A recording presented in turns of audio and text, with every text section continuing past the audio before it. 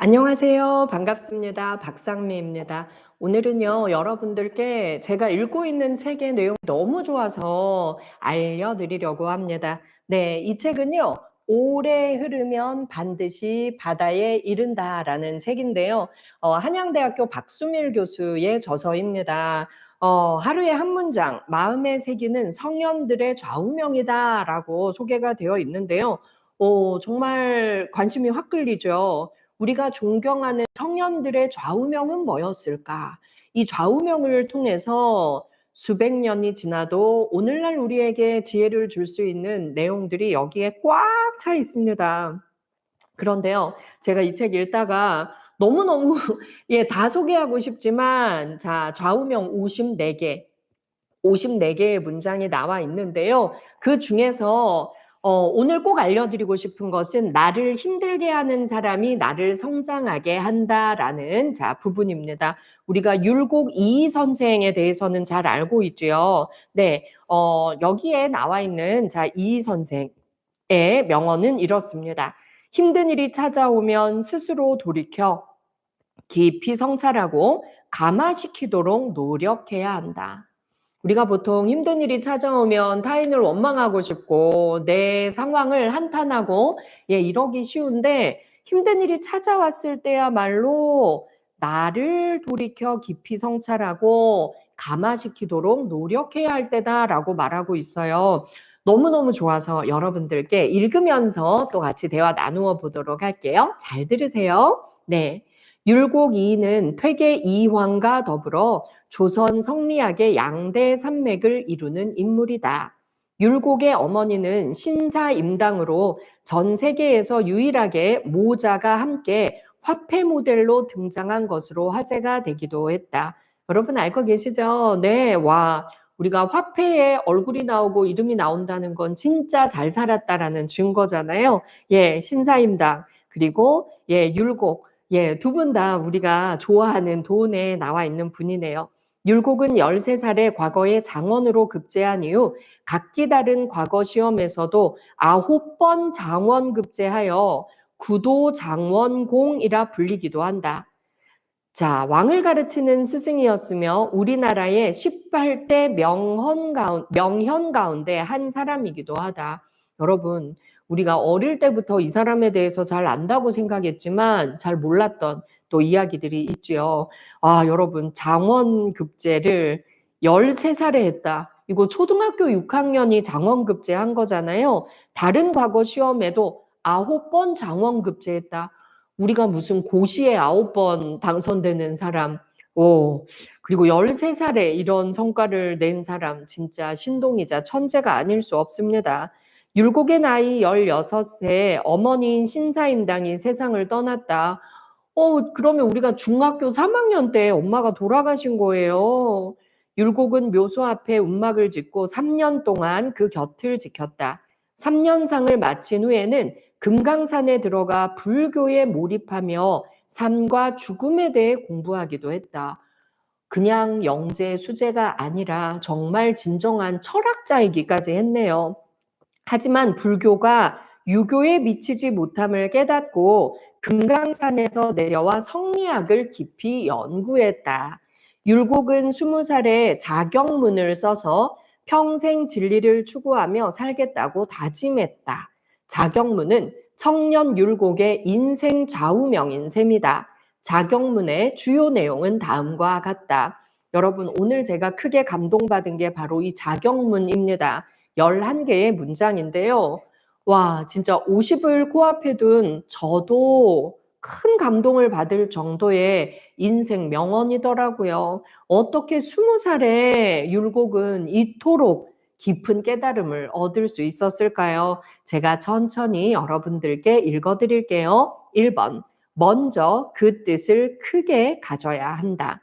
성인을 본보기로 삼아 조금이라도 성인에 미치지 못한다면 나의 일은 끝난 것이 아니다. 뜻을 크게 가져라. 2번, 마음이 안정된 자는 말이 적다.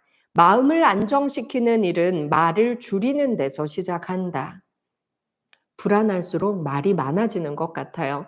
그래서 마음이 안정된 사람은 말이 적다. 말을 줄이면 마음이 또 안정되기도 하겠지요. 네. 그래서 여러분, 우리가 나이 들고 진정한 어른이 된다는 것은 말을 줄이고, 그리고 공부에 힘쓰고, 그리고 타인의 말을 더 경청하는 그런 자세가 아닐까 싶습니다. 3번. 제때가 된 뒤에 말을 한다면 말이 간략하지 않을 수 없다. 우리가 너무 성급히 말을 하고 생각이 정리되지 않았을 때 말을 하면 말이 길어지죠. 그런데 우리가 어떤 말을 하기 전에 2번, 3번, 10번 생각하고 타인과 대화하기 전에도 내 마음으로 그 내용을 곱씹고 곱씹고 때가 되었을 때 말을 한다면 간략하게 말할 수 있다라는 뜻이네요. 그럼 우리 말을 무조건 아끼고 말을 많이 하지 말아라 라는 게 아니라 말을 할 때는 최대한 신중하게 마음속으로 수십 번 생각하고 꼭 해야 될 말만 간략하게 하는 것이 좋다라고 정리할 수 있겠습니다. 4번. 생각이 어지러울 때는 정신을 가다듬어 가만 다룰 것이요. 그 생각에 이같이 애쓰기를 오랫동안 하면 반드시 차분히 안정되는 때가 있을 것이다. 무슨 일을 하든지 전심전력한다면 그 또한 마음을 안정시키는 공부가 된다. 생각이 어지러울 때 우리가 막 사람 만나서 막 수다 떨고 이러고 나면 마음이 더 심란해지는 경험 해보셨죠? 그래서 생각이 어지러울 때는 정신을 가다듬어서 가만 생각을 해보래요. 그 생각에 이같이 애쓰기를 오랫동안 하면 차분히 안정될 거래요. 그래서 자, 생각이 어지러울 때는 말을 아끼고 깊이 고요히 생각에 집중하라. 이렇게 전심전력한다면 마음을 안정시키는 공부가 된다 하셨습니다. 저는 그래서 앞으로 마음이 심란하고 불안할 때는 이 책 읽으려고요. 네, 오래 흐르면 반드시 바다에 흐른다 해서 지금 네, 읽어드리고 있습니다. 율곡의 자경문입니다. 5번째예요. 늘 경계하고 두려워하며 홀로 있을 때를 삼가는 생각을 가슴에 담고서 유념하여 게을리하지 않는다면 일체의 나쁜 생각이 자연히 일어나지 않게 된다. 평소에 불안한 생각 그리고 잡념이 너무 많은 사람들은 이걸 지켜야 되겠네요. 네, 홀로 있을 때 오히려 삼가는 생각을 가슴에 담고 유념하라라고 하셨네요. 혼자 있는 시간, 우리가 혼자 있으면 나 불안해, 무조건 사람 만나고 수다 떨어야 돼, 이런 분들 계신데요. 혼자 있는 시간에 조용히 묵상하고 책 읽고 그리고 나의 생각에 집중하고 이렇게 마음을 가다듬으면 나쁜 생각이 일체 일어나지 않을 것이다. 즉, 혼자 있는 시간에 평온한 마음에 집중하라. 이렇게 해석할 수 있겠습니다. 6번. 모든 악은 모두 홀로 있을 때를 삼가지 않음에서 생겨난다. 혼자 고요히 공부하고 책 읽고 마음을 가다듬고 전심전력하는 이런 시간을 누릴 줄 모르는 사람들이 불안할 때 아무나 만나고 많은 사람들의 말에 귀를 팔랑거리고 하다 보면 정말 위험에 빠지기도 하고 나쁜 관계를 맺기도 하지요. 그래서 우리가 홀로 있는 시간, 나에게 집중하는 시간을 잘 보내면 내 인생에 문제는 일어나지 않을 것이다. 이렇게 해석하겠습니다. 7번째. 홀로 있을 때를 삼간 뒤라야 기수에서 목욕하고 씨를 읊으며 돌아온다는 의미를 알 수 있다. 네. 홀로 있을 때 내 마음에 집중하고 그리고 공부에 집중하고 마음의 평온을 찾는 사람이라면 혼자 목욕하면서 시를 읊고 그리고 혼자 노래 부르고 나만의 시간을 즐겁게 보내는 그런 여유를 누릴 수 있다라고 해석할게요. 네, 8번입니다. 언제나 저 맹자에서 이른바 한 가지 옳지 못한 일을 행하고 한 사람의 죄 없는 일을 죽이고서 천하를 얻는다면 하지 않는다는 생각을 가슴속에 간직해야 한다. 한 사람의 죄 없는 이를 죽이고 천하를 얻는다면, 여러분, 우리가 이런 사람들 있잖아요. 성공한 사람들 중에서도 타인의 행복을 짓밟고, 네, 그리고 타인에게 큰 해를 끼치고 자기의 명예와 권력과 성공을 쟁취하는 사람들이 간혹 있습니다. 그런 일을 경계해야 된다라고 말하고 있네요. 네, 나의 성공, 나의 욕망, 그런 것들을 위해서 타인에게 우리가 옳지 못한 일을 행하는 것 경계하자. 네, 기억하겠습니다. 9번이에요. 힘든 일이 찾아오면 스스로 돌이켜 깊이 성찰하고 감화시키도록 노력해야 한다. 한 집안 사람들이 변화되지 못하는 것은 단지 나의 성의가 모자라기 때문이다.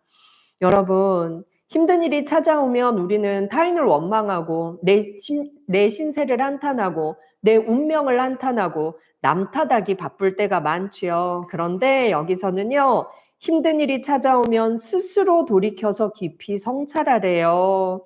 그리고 반성하는 데 시간을 좀 보내래요.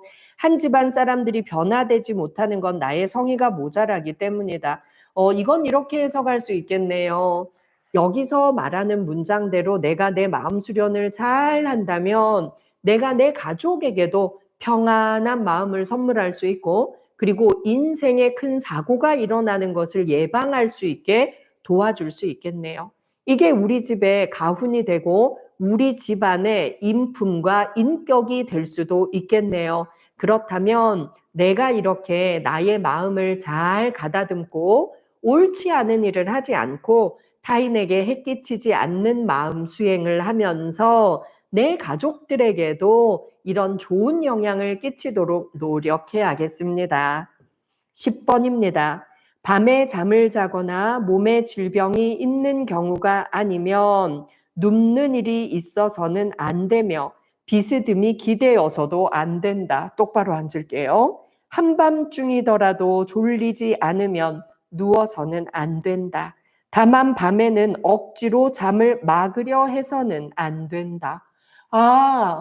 잠이 오는데 억지로 안 자려고 노력하지 말아라. 그러나 잠이 오지 않는데도 누워서 뒹굴뒹굴, 낮에도 게으름을 피우느라 뒹굴뒹굴 누워서 보내는 시간, 이건 안 된다. 꼭 자야 할 시간, 피곤한 시간에는 충분히 수면을 취하고 나머지 시간은 게으름 부리면서 뒹굴뒹굴 누워서 허송 시간을 보내지 마라. 뜨끔뜨끔, 정말 뜨끔합니다. 의자야, 너도 바로 앉거라. 네. 저는요, 저희 식구들이 저한테 너무 많이 누워있다 그래요. 정말 반성하겠습니다, 율곡 선생님. 오늘부터는 정해진 수면 시간에 누워서 충분히 숙면을 취하고 나머지 시간은 게으르게 누워서 뒹굴뒹굴 하지 않겠습니다. 그리고 비스듬히 안 좋은 자세 취하는 것도 경계하겠습니다. 여러분들, 우리 이렇게 자세를 바르게 하고 게으름 부리고 누워서 뒹굴뒹굴하는 생활 습관 버리는 거 오늘 배워요. 11번 마지막이에요. 공부를 하는 일은 늦추어서도 안 되고 급하게 해서도 안 되며 죽은 뒤에야 끝나는 것이다. 와, 죽는 그 순간까지 우리 열심히 공부하고 나를 성장시키고 마음 수양하는 데 애써야겠습니다. 만약 그 효과를 빨리 얻고자 한다면 이 또한 이익을 탐하는 마음이다.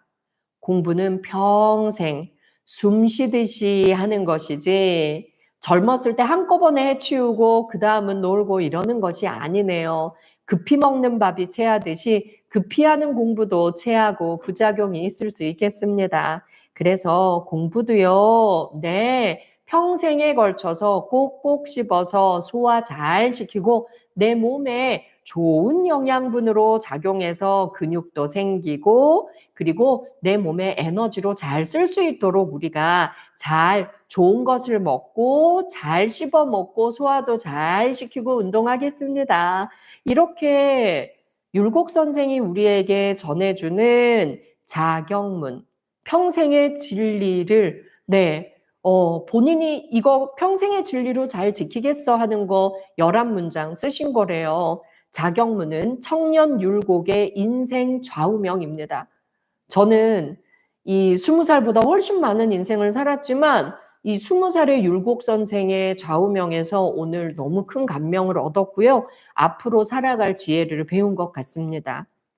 그중에 9번째 조목이 눈길을 끄는데, 자, 이 책을 쓴 박수밀 교수는 9번을 다시 한번 보라라고 했습니다. 9번을 제가 다시 읽어드릴게요. 힘든 일이 찾아오면 스스로 돌이켜 깊이 성찰하고 감화시키도록 노력해야 한다. 네, 자, 9번째 조목이 눈길을 끄는데 율곡의 계모와 관련이 있어 보입니다.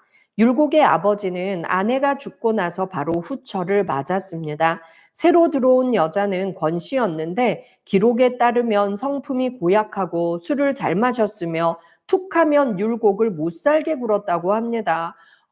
신사임당님이 돌아가시고 후처로 들어오신 분이 이런 분이셨군요. 율곡이 13살 때 돌아가셨으니까 13살의 율곡은 이 권씨 계모 밑에서 얼마나 힘들었을까요? 율곡이 19살 때 금강산에 절에 들어간 것도 계모의 괴롭힘을 견디지 못해서였다고 합니다. 그가 집으로 돌아와 자경문을 쓴 이후에도 권씨는 계속해서 괴팍한 짓으로 율곡을 괴롭혔습니다. 빈 독에 머리를 박고 온 동네가 떠나갈 듯 통곡을 하는가 하면 아무 이유 없이 방바닥을 막대기로 막 두들겨 댔대요. 가족들이 자신을 제대로 대접해주지 않는다고 괜한 심술을 부렸던 겁니다. 정말 어떻게 이런 여자가 있었을까요? 그런데 율곡은 어떻게 이렇게 잘 자랄 수가 있었을까요? 와, 그때마다 율곡은 어떻게 견뎠나 읽어드릴게요. 그때마다 율곡은 위의 구절을 떠올리며 권씨 앞에 꿇어앉아 용서를 빌었다. 세상에. 권씨가 목을 매달고 자살소동을 벌이기도 했는데 그 후에 알아 누웠을 때도 율곡은 친어머니에게 하듯이 직접 약을 다려서 바치며 정성을 다해 간호했다고 합니다. 율곡의 한결같은 진심에 감동한 권씨는 마침내 강팍했던 마음을 바꾸어서 점점 선한 사람으로 바뀌어 갔습니다. 율곡을 인정하는 것은 물론 그의 덕을 배우려고 노력했대요. 율곡이 병들었을 때 그의 아내보다 더 정성껏 간호했고 율곡이 죽자 그 누구보다 슬퍼하며 3년 동안 상복을 입었다고 합니다. 권씨는 지난날의 잘못을 뉘우치며 다음과 같이 말을 했대요. 율곡은 해동이 낳은 증자다. 그런 효자를 괴롭힌 일을 참회하지 않고는 도저히 눈을 감을 수 없다. 여러분, 저는 여기서 너무 감동해서 눈물이 났어요. 이렇게 괴팍한 한 사람을 이 어린아이가 지극정성으로 변화시킨 거잖아요. 율곡의 이런 인품이 정말 나이든 정말 나쁜 계모를 좋은 사람으로 변화시킨 이 내용은 제가 이 책에서 처음 읽고 너무 감동을 받았답니다. 율곡은 자신을 괴롭힌 새 어머니를 이해하고 끝까지 진심으로 대함으로써 자신의 내면이 성장한 것은 물론 계모의 괴팍한 성격까지 변화시켰다. 그가 조선 최고의 학자로 추앙받는 데는 탁월한 능력과 세상을 경영하는 경륜 이전에 부모를 존경하고 끝까지 따르는 마음이 있었다고 보아야 할 것입니다. 나를 힘들게 하는 사람이 나를 성장하게 한다는 말이 있습니다. 나를 힘들게 하는 사람으로 인해 나를 돌아보고 성찰하는 기회를 가지라는 뜻입니다. 상대방이 어떻게 대하느냐에 앞서 내가 어떠한 마음가짐으로 대하느냐가 더욱 중요합니다.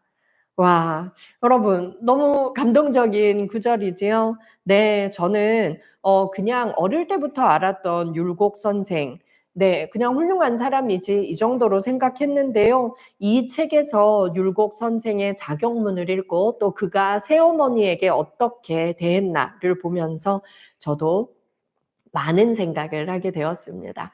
우리 구독자 여러분들도 이렇게 우리가 이 20살 청년도 이렇게 스스로 마음 수양을 할 수 있는 힘이 있었네요.